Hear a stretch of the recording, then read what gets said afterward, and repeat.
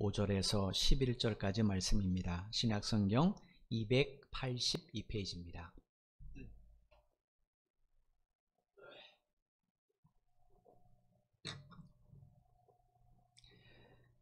신약성경 282페이지 고린도전서 15장 5절에서 11절까지 말씀입니다. 찾으신 줄 알고 제가 봉독해 드리도록 하겠습니다. 5절 말씀입니다. 게바에게 보이시고 후에 12 제자에게와 그 후에 500여 형제에게 일시에 보이셨나니 그 중에 지금까지 대다수는 살아있고 어떤 사람은 잠들었으며 그 후에 야고보에게 보이셨으며 그 후에 모든 사도에게와 맨 나중에 만삭되지 못하여 난 자 같은 내게도 보이셨느니라. 나는 사도 중에 가장 작은 자라. 나는 하나님의 교회를 박해하였으므로 사도라 칭함받기를 감당하지 못할 자니라. 그러나 내가 나된 것은 하나님의 은혜로 된 것이니 내게 주신 그의 은혜가 헛되지 아니하여 내가 모든 사도보다 더 많이 수고하였으나 내가 한 것이 아니요 오직 나와 함께 하신 하나님의 은혜로라. 그러므로 나나 그들이나 이같이 전파하며 너희도 이같이 믿었느니라. 아멘. 불교계 학자이자 승려인 윤호진이라는 스님이 계십니다. 언젠가 제가 몇 년 전에 요한복음 강의를 할 때 이분 이야기를 잠깐 들려준 적이 있습니다. 이분은 동국대 불교학과에서 이제 제 대학원을 졸업하고 나서 1972년에 프랑스 유학을 갔습니다. 그래서 거기에 있는 파리 스로본 대학에서 이제 불교학으로 철학 박사 학위를 받게 됩니다. 그러니까 불교계에서도 인재 중에 인재로 알려진 그런 분이에요. 또 이분은 독특한 게 프랑스 유학 시절에 수년 동안 수도원에서 수도사들과 함께 지내면서 기독교에 대한 공부도 했답니다. 그러니까 불교계에서는 그 누구보다도 성경과 기독교에 대해서 아주 해박한 지식을 가진 그런 불교 학자이기도 합니다. 이분이 동국대 교수로 재직하고 있던 그 당시에 1992년에 서강대학교 종교신학연구소에서 이분을 초청해서 강연을 부탁한 적이 있었습니다. 그때 이분의 발제 제목이 뭐냐면 불교인이 본 기독교입니다. 이걸 가지고 뭐 이분만 한 것이 아니라 뭐 천주교 신부도 모시고 또 개신교 목사도 모시고 뭐 여러 가지를 이렇게 모셔서 이제 서강대에서 종교신학연구소에서 강연을 부탁한 겁니다. 이분이 이제 그날 강연자로 초청을 받았는데 그 내용 가운데 이분이 한 강연 내용 가운데 예수의 기적과 부활에 대한 말이 있습니다. 제가 몇 년 전에 할 때도 이야기를 들려드렸는데 한번 들어보시면 좀 기억이 나실 겁니다. 그대로 제가 읽어드리겠습니다. 그때 석가 세존께서는 물 위로 걸어 다니셨는데 발이 물에 젖지 않으셨다. 카이사파는 멀리서 그 모습을 보면서 말했다. 물 위로 다니시다니 참으로 놀라운 일이로구나. 난다는 곧 그 떡 한 덩어리를 부처님과 스님들께 바쳤다. 그런데도 떡은 여전히 남아있었다. 난다가 아뢰었다. 아직 떡이 남았나이다. 그때 세존께서 난다에게 말씀하셨다. 너는 이제 이 떡을 가지고 여성들, 남자 신도들, 여자 신도들에게 주어라. 그대로 했었는데 여전히 떡은 남았다. 세존께서 다시 말씀하셨다. 이제 이 떡을 가져다가 저 가난한 사람들에게 주어라. 난다는 순종했다. 그래도 떡은 여전히 남았다. 뭐 우리 성경에 보면 예수님이 물 위에 걸으신 사건들, 오병의 기적 사건들, 이거 짬뽕에 같은 그런 이야기입니다. 계속 이렇게 그가 이제 이야기했습니다. 이분이 이것을 들으면서 기독교인들은 어리둥절했을 것이다. 성경에 나오는 예수의 기적 이야기와 거의 같은 내용이기 때문이다. 초기 불교 경전에서는 이런 이야기들을 종종 볼 수 있다. 모든 종교는 그들의 교주나 성인들과 관련된 기적 이야기들을 갖고 있다. 그런데 만약 어느 한 종교에서 그들의 교주가 행한 기적만이 참된 것이고 다른 종교에서 말하는 것은 가짜라고 주장한다면 그것은 정당하다 말할 수 없을 것이다. 모든 종교에서 말하는 기적들이 모두 가짜이거나 아니면 모두 진짜여야 할 것이다. 비기독교인들에게 예수가 행한 기적만을 역사적인 사실로 받아들이라고 한다면 그것은 있을 수 없는 일이다. 설사 예수의 기적이 실제로 일어났던 일이었다 하더라도 불교인들에게는 그 기적 이야기들이 아무런 감동을 주지 않는다. 예수의 부활 이야기도 마찬가지다. 다른 사람들은 말할 것도 없고 예수를 직접 따라다니면서 예수가 행한 기적들을 수없이 보았고 죽은 후 3일 만에 부활할 것이라는 암시를 몇 번이나 받았던 제자들조차도 예수의 빈 무덤 앞에서 어떤 반응을 보였는가? 그리고 하나님의 선민으로서 구세주가 올 것을 오랜 세월 동안 기다려온 이스라엘 백성들의 반응은 어떠했는가? 예수가 부활 운운한 것을 고약한 사기라 단정하고 그 사기를 방지하기 위해 묘지를 단단히 지키게 한 사실을 통해 그 사건이 당시의 사람들에게도 얼마나 허황되게 보였던가를 짐작할 수가 있다. 길게 말할 것도 없이 단 한마디로 말하면 불교인들에게 하나의 희화처럼 보일 뿐이다. 부활 사건 자체의 역사성 여부를 두고라도 하나님의 존재를 믿지 못하는 불교인들에게 하나님이 그의 대리인을 지상에 파견하고 그리고 그를 죽게 내버려 두었다가 죽은 뒤에 그를 되살려 주었다는 이야기가 얼마나 허황하게 보일지는 상상하고도 남을 것이다. 이런 내용입니다. 한마디로 말하면 성경에 기록된 예수님이 행하신 기적, 십자가에 죽으신 부활, 이 내용 실제로 일어난 역사적 사건이 아니고 기독교들이 만들어낸 허구다, 이런 말입니다.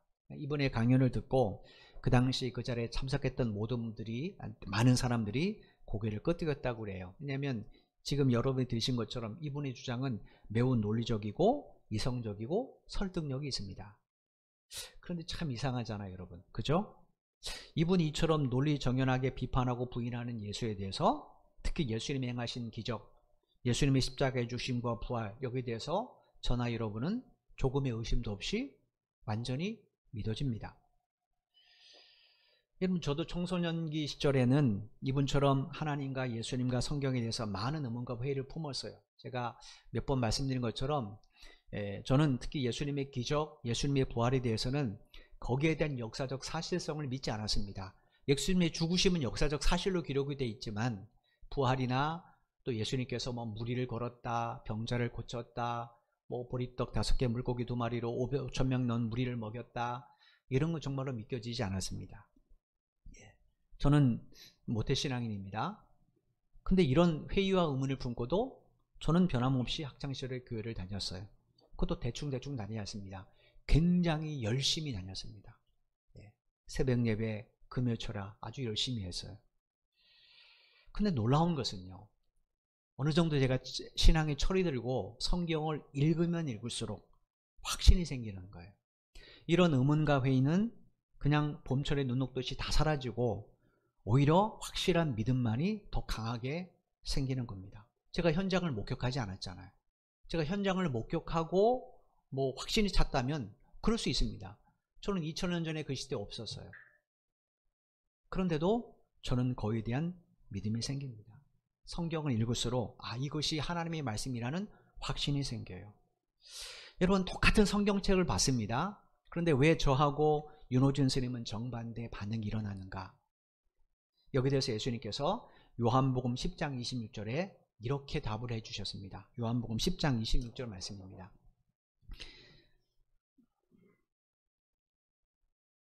내용이 좀 다르네요. 제가 읽어드릴게요. 너희가 내 양이 아니므로 믿지 아니하는도다. 주님의 대답은 아주 명확합니다. 그들이 왜 믿지 못하는가? 성경을 똑같이 읽고도 왜 믿지 못하는가? 그건 당신의 양이 아니기 때문이라는 거예요. 그래서 당신을 믿지 못한다는 겁니다. 따라서 철학자인 스님이 믿지 못하는 예수를, 그리고 성경에 기록된 말씀을 저나 여러분이 믿는 것, 이거는 뭘 의미합니까? 우리가 주님께서 택하신, 주님의 부름을 받은 그분의 양이라는 그런 사실이에요. 여러분, 고린도 교회 성도들이 바울이 전하는 복음을 듣고 왜 예수를 믿게 되는가? 이 동일한 겁니다. 바울이 고린도에서 몇몇 사람들에게 복음 전한 것 아니잖아요. 많은 사람에게 복음을 전했어요. 1년 6개월 동안 있으면서 복음을 전했습니다. 그런데 그 중에 모든 사람이 다 바울이 전하는 복음을 듣고 예수를 믿은 것 아니에요. 일부 사람만 예수를 믿었습니다. 그 인구 1%도 안 될 거예요. 어떻게 이 사람들이 예수를 믿었는가? 그건 바로 그들이 주님이 택하신 그분의 양이었기 때문에 그렇습니다. 바울이 고린도 성도들에게 전해진 복음의 핵심이 뭡니까? 예수님이 우리 죄 때문에 십자가에 죽으시고 우리를 살리기 위해서, 우리에게 영원한 생명을 주시기 위해서 죽으신 지 사흘 만에 무덤 열고 부활하셨다는 거예요. 따라서 예수님의 십자가의 죽으심과 부활은 지난번에 말씀인 것처럼 우리 신앙의 두 기둥입니다. 이 중에 하나라도 부인하면 우리 믿음은 헛된 믿음이 될 수밖에 없어요. 근데 안타깝게도 고린도 성도들 가운데는 예수님의 십자가의 죽으심은 믿습니다. 근데 예수님의 부활을 의심하는 사람들이 있어요. 좀 더 정확하게 말하면 예수님의 부활하심을 안 믿는 것 아닙니다. 그건 믿어요. 그건 믿어요.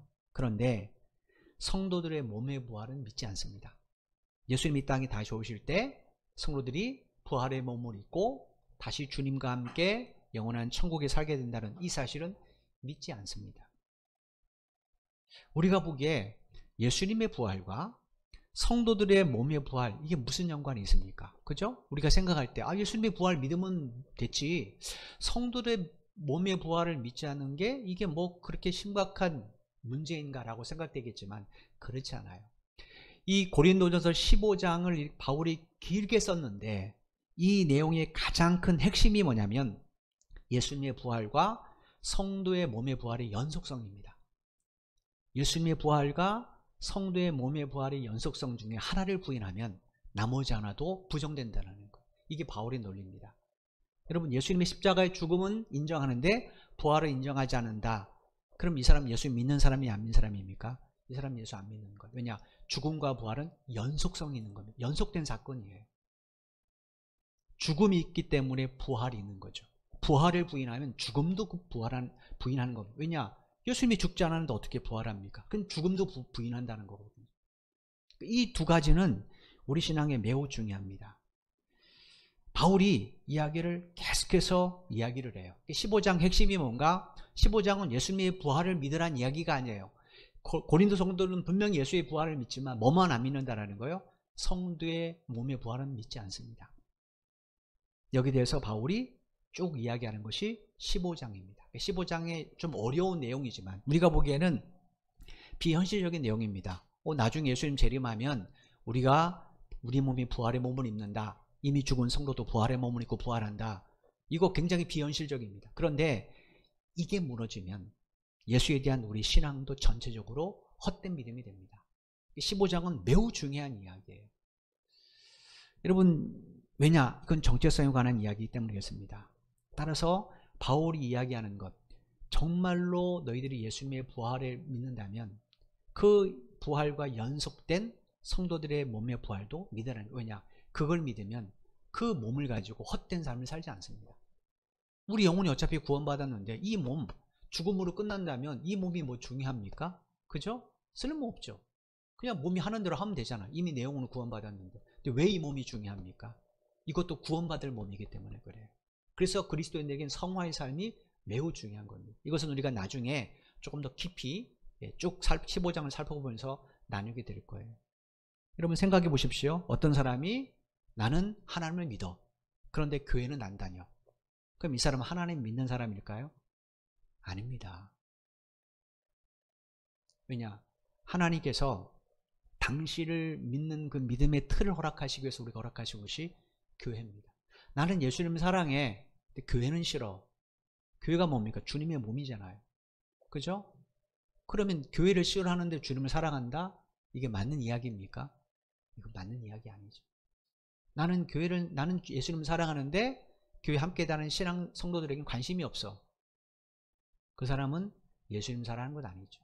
예수님 뭐라고 말씀하셨어요? 너희가 서로 사랑함으로 나의 제자임을 세상에 알게 된다고 말씀하셨어요. 성도가 서로 사랑하는 것은 우리가 주님을 사랑하는 것과 매우 밀접한 연속성이 있는 겁니다. 우리가 교회를 다니는 것은 예수를 믿고 하나님 믿는 것과 밀접한 연속성이 있는 거예요.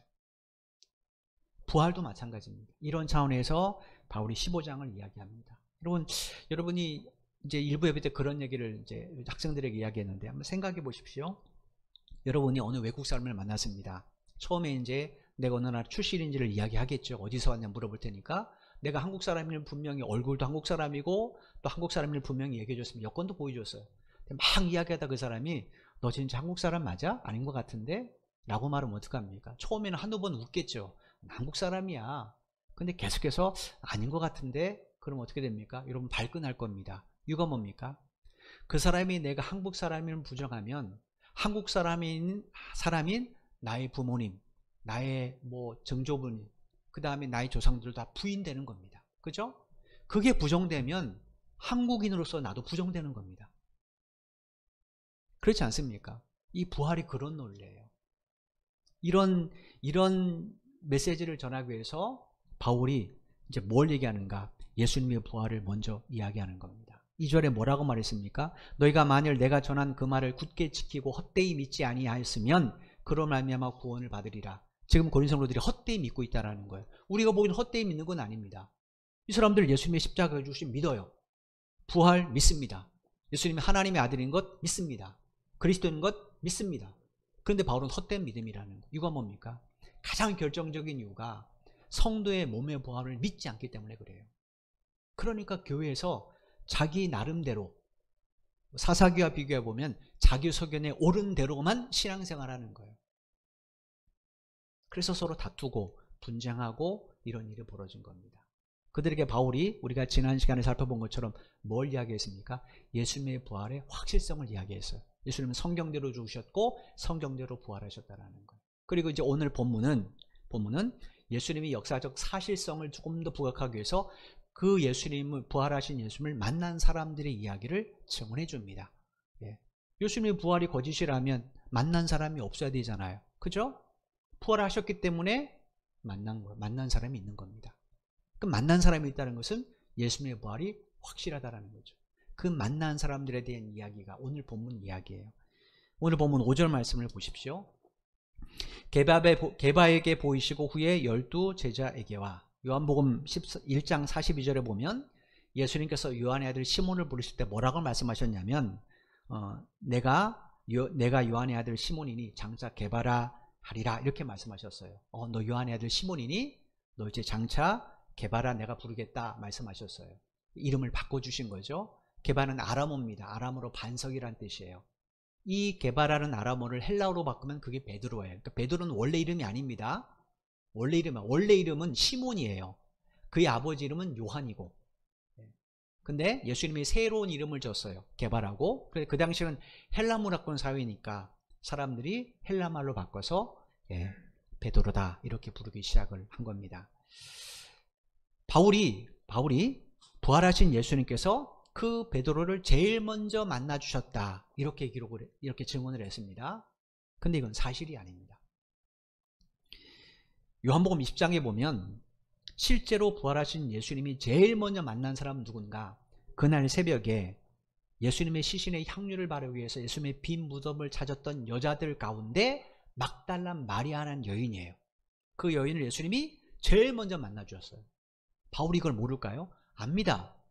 아는데 바울은 왜 굳이 예수님이 마치 부활하신 후 게바에게 첫 번째 만나 주신 것처럼 기록했을까요? 왜 증언했을까요? 그건 고린도 교회 성도들 때문입니다. 고린도 교회 성도들 가운데 무슨 파가 있어요? 게바파가 있잖아요. 베드로를 추종하는 무리들. 그들이 아마 몸의 부활을 가장 부인했던 것 같아요.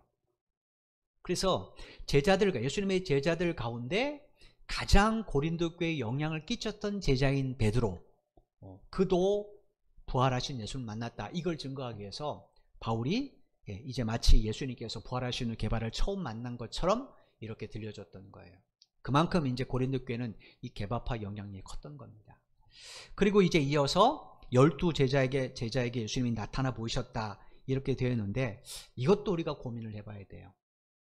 왜냐? 마태복음 27장에 보면 예수님을 은 30을 받고 종교 지도자들에게 팔아넘긴 가룟 유다는 예수님이 십자가에 달려 돌아가시기 전에 스스로 목숨을 끊었습니다. 회개도 안 하고 자기의 잘못을 후회하면서 스스로 목숨을 끊었어요. 그러니까 예수님이 부활할 때 가룟 유다 있었습니까? 없었습니까? 없었죠. 그럼 마가다락방에 부활의 주님이 찾아오실 때 거기 제자들 몇 명 있었습니까? 베드로를 포함해서 11명입니다. 근데 바울은 지금 12명이라고 말을 해요. 제가 왜 이런 이야기를 자세히 말씀드리냐면 이단이나 잘못된 사람들이 이거 가지고 봐 성경 거짓말이지 이렇게 이야기하기 때문에 그래요. 특별히 여호와 증인들이 그렇습니다. 봐라 거짓말이잖아 틀리잖아. 그럼 우리가 뭐라고 말할 이유가 없는 거예요. 이게 간단한 문제 같지만 우리가 한 번 정도 들었으면 그럴 때 정확하게 얘기해 줄 수 있잖아요. 바울이 왜 굳이 이 사실을 알면서도 12명이라고 말했는가? 이유가 있습니다. 사도행전 1장에 보면 이제 부활의 주님께서 하늘로 승천하신 후에 마가다락방에 120문도 성도들이 모여서 기도를 합니다. 성령을 기다리면서. 그때 사도들이 우리 중에 한 사람이 결혼이 생겼다라는 걸, 예수님은 처음에 12명을 부르셨습니다. 그 이스라엘 12지파와 연관이 있잖아요. 그래서 이 결혼을 좀 보충하자, 충원을 좀, 이 한 사람이 결혼됐는데 가룟 유다 대신 한 사람을 충원하자, 우리 중에 한 사람을 좀 뽑자, 이렇게 제안을 합니다. 그랬더니 성도들도 전부 다 좋아했어요. 그래서 그때 한 명 빈 이 자리를 충원하기 위한, 우리로 말하면 무슨 회의가 열리게 됩니다. 근데 이 자리에서 사도들이 성도들에게 제시한 기준이 있습니다. 이런 기준에 맞는 사람만, 사람 중에 한 사람을 뽑아야 된다는 거죠. 그렇게 뽑힌 사람이 마띠아라는 사람이에요. 그때 제자들이, 사도들이 성도들에게 이렇게 제안을 합니다. 조건을. 사도행전 1장 21절 22절입니다. 이러함으로 요한의 세례로부터 우리 가운데서 올려져 가신 날까지 주 예수께서 우리 가운데 출입하실 때에 항상 우리와 함께 다니던 사람 중에 하나를 세워 우리와 더불어 예수께서 부활하심을 증언할 사람이 되게 하여야 하리라 하거늘. 여기 조건을 한번 보십시오. 요한의 세례로부터 우리 가운데서 올려져 가신 날까지, 그러니까 부활하시고 승천하실 때까지죠. 예수님의 공생애부터 예수님이 구세주의 모든 사역을 마치고 하늘로 승천하실 때까지 예수님께서 우리 가운데 출입하실 때 항상 우리와 함께 있는 사람. 무슨 말이냐면 우리처럼 직접 목격한 사람들, 예수님이 사역하신 것도 보고, 전부는 아니겠지만 사역하신 것도 보고, 예수님이 십자가에 달려 돌아가신 것도 실제로 목격하고, 부활하신 예수님도 직접 만난 사람, 그 사람, 그것이 자격 조건이라는 거예요.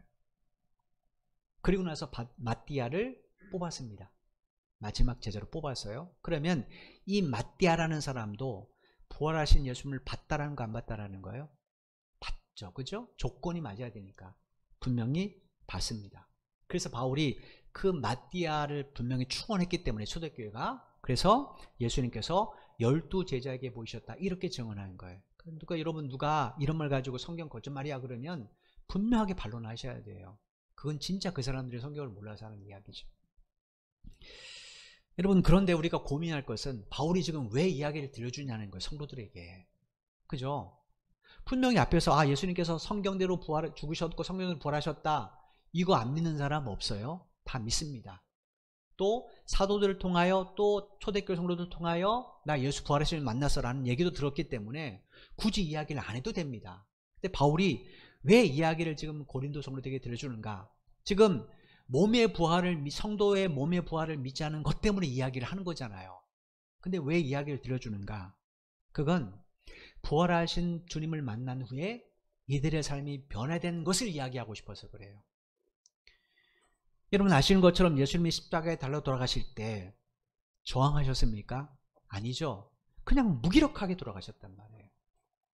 마치 도살장에 끌려가는 양처럼 예수님이 로마 군병들 저항하지 못했어요. 아주 무기력하게 때리면 때리는 대로, 침을 뱉으면 침을 뱉은 대로, 따귀를 때리면 때리는 대로 일방적으로 당하셨단 말이에요. 너무나 무력하게 돌아가셨어요. 그런 여러분, 그 주님의 무기력한 모습을 바라보는 제자들의 마음이 어떻겠습니까? 충격을 받았을 거예요. 그래서 실제로 보면 요한복음에 보면 예수님이 십자가에 달려 돌아가실 때 그 자리에 사도 요한 외인 제자가 없었습니다. 너무나 충격적인 거예요. 그들에게. 병자도 고치고 무리도 걷고 오병의 기적을 펼쳤던 그 능력을 가진 예수가 왜 저렇게 무기력하게 당하는가? 메시아라는데, 하나님의 아들이라면 어떻게 저렇게 무기력하게, 그것도 이방인의 손에 비참하게 목숨을 잃는가? 이게 그들의 모습입니다. 그러니까 예수님에 대한 회의가 생기겠죠. 그죠? 그랬던 그들이 부활의 주를 만나고 나서는 어떻게 됐습니까? 한 사람도 예외 없이 앞으로의 자신들의 남은 삶을 주 위에 살다가 주를 위해 죽었어요. 그들의 삶이 완전히 달라졌어요. 원인이 뭡니까? 부활하신 예수를 만났기 때문에 그래요. 만난 후에 그들의 삶이 달라졌어요. 바울이 지금 이야기를 하고 싶은 거예요. 부활의 주를 만난 후에 그들은 자기 인생을 살지 않았습니다. 주를 위해 살았어요. 주님의 부활을 증거하면서 주를 위해 살았단 말이에요. 제자들이 왜 이렇게 살았을까요? 예수의 부활을 전하면 금전적인 이익이 생기기 때문인가요? 아니면 명예롭기 때문인가요? 그렇지 않잖아요. 오히려 그들은 부활의 주님을 증거한 것 때문에 불에 타 죽거나 맹수의 밥이 되거나 참성을 당했습니다. 사도 베드로 교회사에 의하면 그는 거꾸로 십자가에 매달려서 내려박힐 때 화형에 처해 죽었어요. 또 사도 야고보, 제자 야고보, 그 다음에 사도 바울 같은 경우 순교를 당했습니다. 어떻게 순교당했는가? 다 단도당해서 참수형을 당했거든요. 그런데도 제자들은 그 마지막 순간에도 예수님이 부활하셨다고 부르짖다가 순교를 했습니다. 도대체 왜 제자들이 이렇게 살았는가? 그건 부활의 예수님을 진짜 만났기 때문이에요. 그게 왜 중요한가? 만나고 보니까 그분이 왜 무기력하게 십자가에 달려 돌아가셨는지, 그분이 왜 굳이 3일 만에 부활의 몸을 입고 부활하셨는지 그 이유를 명확하게 알게 됐다는 거예요. 그건 다른 이유가 아닙니다. 우리를 위해 죽으셨고 우리를 살리기 위해서 부활하셨어요. 제자들이 이걸 아는 거예요. 아, 그러면 내 인생, 내 생명은 누구 것인가? 주님이 나를 살리기 위해서 죽으시고 부활하셨다면 내 생명의 주인은 주님이시겠죠. 그래서 그들은 그 주님 위해 살아야 되겠다 하고 주님 위해 살다가 주를 위해 죽었던 거예요. 바울이 고린도 성도들에게 이야기를 들어주고 싶은 거예요. 너희들 부활하신 예수님 믿는다며. 그런데 왜 그렇게 살아? 이야기입니다. 믿는다며 왜 다투는데? 왜 죄를 보고도 모른 척하는데? 왜 세상 법정에 성도를 고발하는데? 지금 이야기를 하고 싶은 거예요. 그건 성도의 몸의 부활을 믿지 않은 것과 밀접하게 연관되어 있기 때문에 그렇습니다. 6절 말씀 보십시오. 그 후에 500여 형제에게 일시에 보이셨나니 그 중에 지금까지 대다수는 살아있고 어떤 사람은 잠들었으며. 여기 500명이 구체적으로 누군지 우리는 몰라요. 그죠? 이름이 없으니까. 근데 분명한 사실은 이들도 다 부활의 주님을 만났습니다. 부활하신 예수님을 직접 눈으로 목격했어요. 왜냐? 그들도 제자들처럼 삶이 바뀌었기 때문에. 지금 바울이 고린도 성도들에게 야, 그들 중 대다수가 지금 살아있으라고 말하잖아요. 왜 이야기를 하고 싶을 건가요? 가서 확인해 보라는 거예요. 가서 그들과 교제하면서 그들이 왜 삶이 이렇게 바뀌었는지, 왜 주를 위해 살려고 하는지 가서 직접 들어보라는 거예요. 여러분, 부활하신 예수를 만난 후에 이 사람들의 삶은 경제적으로 풍요로워지거나 삶이 형통하지 않았습니다. 정반대였어요. 계속된 유대인들의 핍박, 로마 황제 숭배를 강요하는 로마 제국의 정책, 이것 때문에 수많은 고난과 박해를 온몸으로 받아내고 견뎌야 됐습니다. 여기에 설상가상으로 네로 황제 때부터는 기독교에 대한 본격적인 거센 박해가 시작이 되었단 말이에요. 역사적으로 보면 바울이 고린도전서를 기록할 때가 주후 54년경입니다. 그런데 10년 뒤인 주 64년 7월 18일 날 로마에 무슨 일이 있었는가? 로마 시내에 거대한 대화재 사건이 벌어졌어요. 역사학자의 연구에 의하면 거대한 불길이 그 당시 로마 제국 수도 거의 대부분에서 6일 동안 밤낮으로 걷잡을 수 없이 타올랐다고 그렇게 되어 있습니다. 근데 그 중에 14개 구역으로 나뉘었는데 그 당시 로마가 그 중에 10구역이 완전히 폐허가 됐답니다. 우리 서울시도 구가 많이 나눠져 있잖아요. 구역이. 그런 것처럼 로마가 14개 구역으로 나눠졌는데 그 중에 10개 구역이 완전히 폐허가 됐으니까 얼마나 많은 큰 충격이겠습니까? 여러분 아시는 것처럼 이 로마 대방화 사건의 주범은 네로 황제입니다. 네로 황제가 빈민 지역을 좀 새롭게 거기다 건축 사업을 해야 되는데 빈민 지역 사람들이 안 나가니까 거기다 우리 말하면 신도시를 짓고 싶은 거죠. 그래서 그냥 불을 질렀던 겁니다. 그 장소를 확보하기 위해서. 그렇게까지 번질 줄 몰랐던 거죠. 그런데 네로를 싫어하는 정치적 정적들이 있습니다. 그들이 이걸 알고 네로에게 이 사실을 추궁하기 시작을 하죠. 그래서 네로 황제가 백성들의 폭동이 두려우니까 자기 범죄를 숨기기 위해서 희생양이 필요하잖아요. 그렇게 지목한 것이 기독교인입니다. 기독교인. 그때 역사학자들에 하면 네로가 군중들의 관심을 돌리기 위해서 뭐라고 이야기했는가? 기독교인들이 불을 지른 것은 단순한 방어가 아니고 인류에 대한 증오, 특별히 대로마 제국에 대한 증오 때문이다라고 주장했습니다. 그러면서 아예 법으로 기독교인들의 대대적인 박해와 핍박을 지시합니다. 그 당시 로마 역사학자였던 타티투스가 남긴 연대기라는 그런 책이 있습니다. 거기 보면 그때 상황이 이렇게 묘사되어 있어요. 들어보십시오. 그들은 어려운 상황이 전개되었고 위협도 받았지만 이에 굴하지 않았다. 신앙을 지키기 위하여 비장한 각오로 선택한 순교의 죽음을 네로는 자신의 오락으로 삼았다. 신앙인들 중 일부는 짐승으로 옷을 입혀 만들어 개들의 먹이가 되어 죽게 하였다. 다른 이들은 십자가형 틀에 죽게 하였으며 다른 이들은 밤에 불을 밝히는 도구로 태워 죽였다. 그의 기록에 의하면 네로 왕제가 자신의 그 넓은 정원에 나무들을 박아놨답니다. 나무들을. 그리고 나서 거기에 기독교인을 붙잡아 가지고 거기에 묶었답니다. 그리고 온몸에 기름을 붓고 불을 질렀대요. 그 불로 자기 정원의 밤을 밝혔답니다. 그러니까 기독교인들을 인간 횃불로 사용한 겁니다. 여러분, 이때까지, 이 노래 박해 때까지 부활하신 예수님을 만난 사람들이 살아있었다면 그들도 어떡합니까? 이 국가적인 박해를 온몸으로 받아내야 했을 겁니다. 실제로 사도 베드로가 그때까지 살아있었잖아요. 바울도 그때 순교당했잖아요. 그러니까 예수님의 부활하신 예수를 만났던 500여 성도들 가운데도 그때까지 살아있던 사람들이 일부 있었을 거란 말이에요.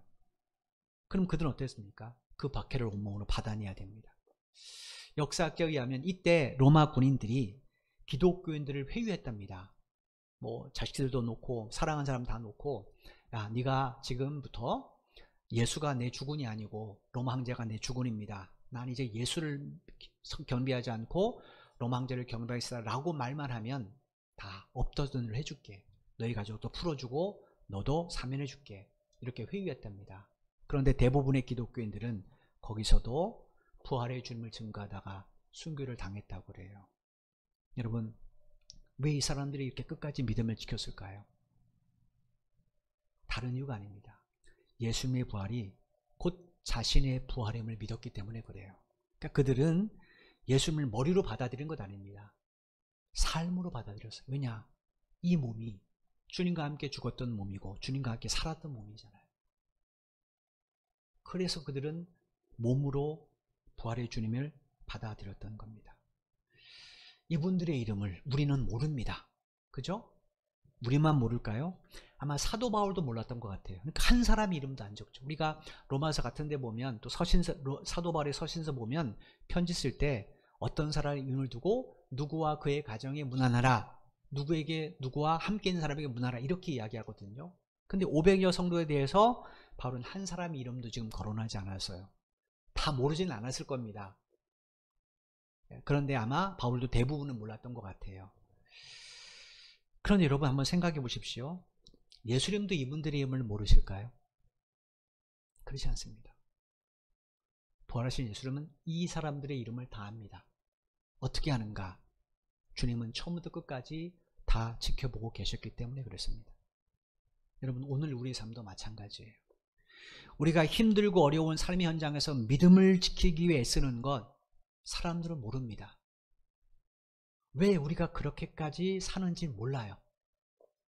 왜 예배를 드리는지, 왜 교회를 나누는지, 왜 식전에 기도를 하는지 몰라요. 그죠?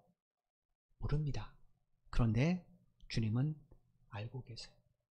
이유가 뭐냐면 하나님께서는 여러분의 이름을 당신의 손바닥에 새기셨기 때문에 그렇습니다. 이사야 49장 15절 16절 말씀입니다. 제가 표준 새 번역서 읽어드리겠습니다. 어머니가 어찌 제 젖먹이를 잊겠으며 제 태에서 낳은 아들을 어찌 긍휼히 여기지 않겠느냐. 비록 어머니가 자식을 잊는다 하여도 나는 절대로 너를 잊지 않겠다. 보아라, 예루살렘아, 내가 내 이름을 손바닥에 새겼고 내 성벽을 늘 지켜보고 있다. 여기 우리말에 새겼다라는 히브리어가 바위 같은 곳에 영원히 지워지지 않도록 글이나 표시로 조각한다는 뜻입니다. 여러분, 문화재 같은 데 보면 좀 미련한 사람들이 어리석은 사람들이 자기 이름 막 칼 같은 걸 새겨놓은 거 봤잖아요. 그거 안 지워지잖아요.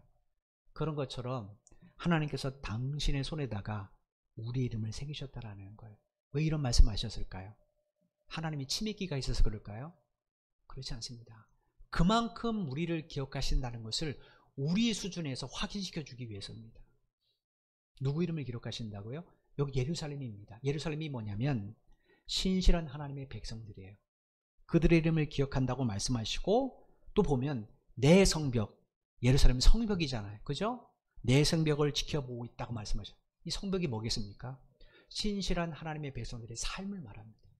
하나님이 그걸 지켜보고 계신다는 것. 그것뿐이 아닙니다. 하나님은 우리의 이름이 새겨진 그 손으로 우리를 붙들어 주신다고 약속해 주셨어요.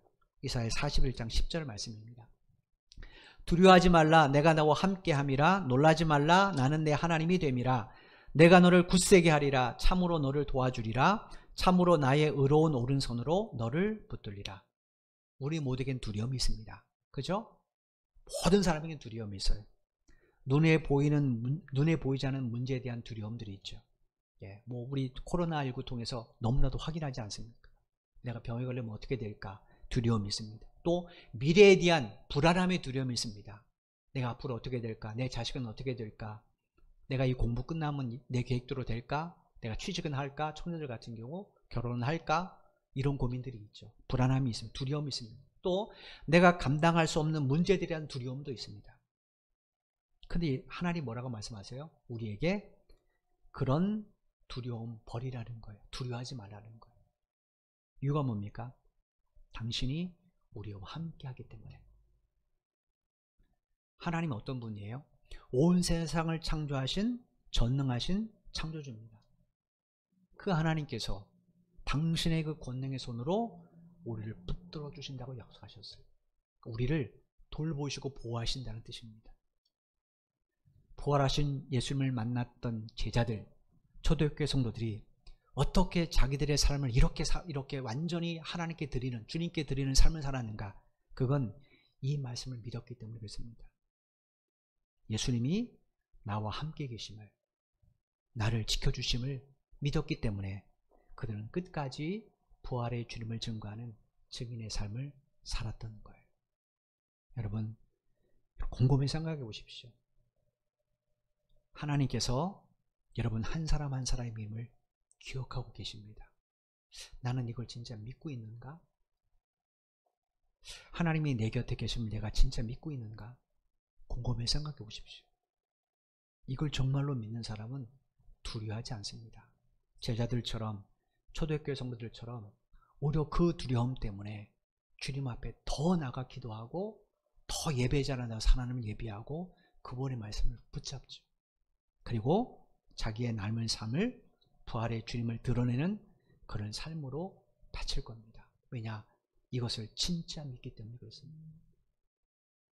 주님이 내 곁에 계시다면 예배하는 시간인데 당연히 내가 그 주님 앞에 달려나가겠죠. 주님이 내 곁에 계심을 내가 믿는다면 내가 어떤 의미에서도 하나님 두려워하지 말라고 말씀하셨죠. 하나님께서 내 곁에 함께 한다고 말씀하셨죠. 나를 지키신다고 말씀하셨죠. 믿습니다.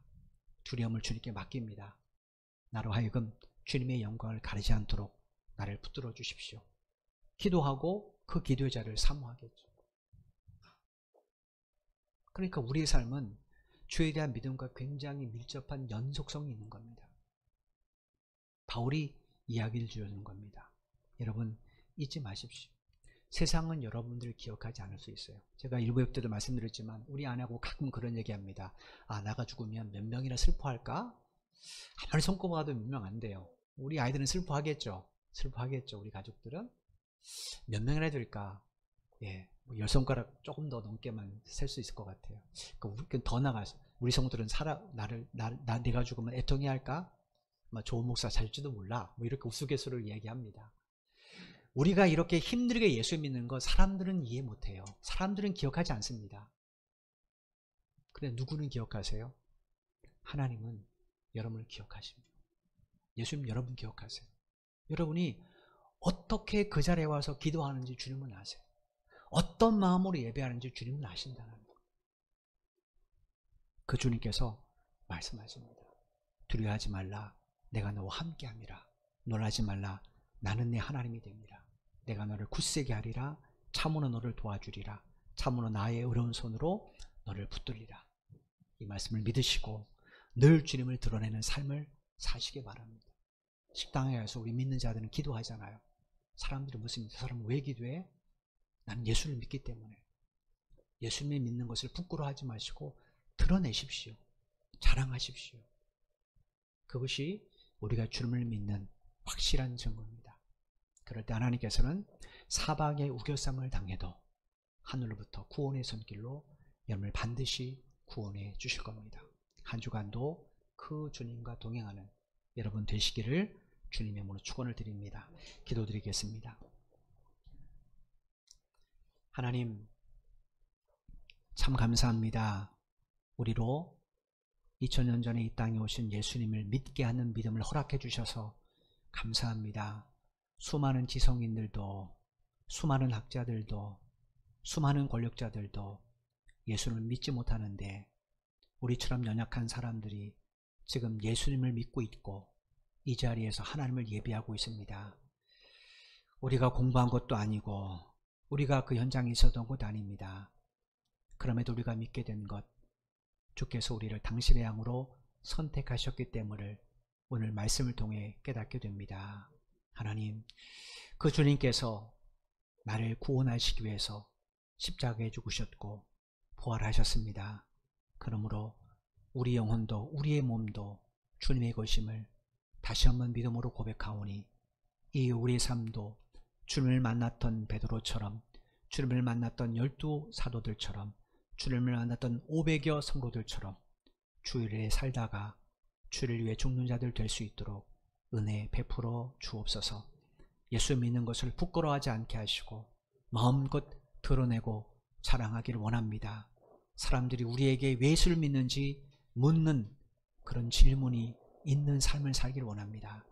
그럴 때 우리가 그들처럼 담대하게 예수님의 죽으심과 예수님의 부활을 증언하는 하나님의 증인들이 될 수 있도록 은혜 베풀어 주옵소서.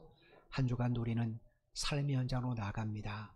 우리 눈은 여전히 보인 것대로 보고 두려워하게 합니다.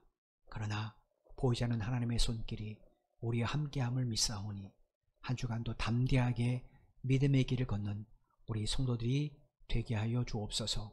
두려워하지 말고 주 앞에 나와 기도하게 하시고 걱정하지 말고 주 앞에 나와 예배하게 하옵소서. 그래서 정말로 담대함으로 주님을 드러낼 수 있는 우리 모두가 될 수 있도록 인도하여 주옵소서. 예수님의 이름으로 기도드리옵나이다. 아멘. 이제는 교회의 머리가 되신 우리 주 예수 그리스도의 크신 은혜와 독생자 예수 그리스도를 십자가에 내어주시기가 주를 사랑하신 아버지 하나님의 만극하신 사랑하심과 우리 속에 내주하셔서 감화, 감동, 교통 충만케 하시는 성령의 역사하심이 오늘 말씀을 마음에 깊이 새기고 부활하신 예수를 만났던 사도들과 500여 성도들처럼 이제 남은 삶을 주를 위해 살다가 주를 위해 죽기를 원하는 사랑하는 모든 믿음의 형제 자매들의 발걸음 위에와 저들의 가정과 저들의 직장과 사업 위에 이 나라 이 민족과 우리 선교 제일교회 위에 지금부터 영원토록 함께 하시기를 간절히 축원하옵나이다. 아멘.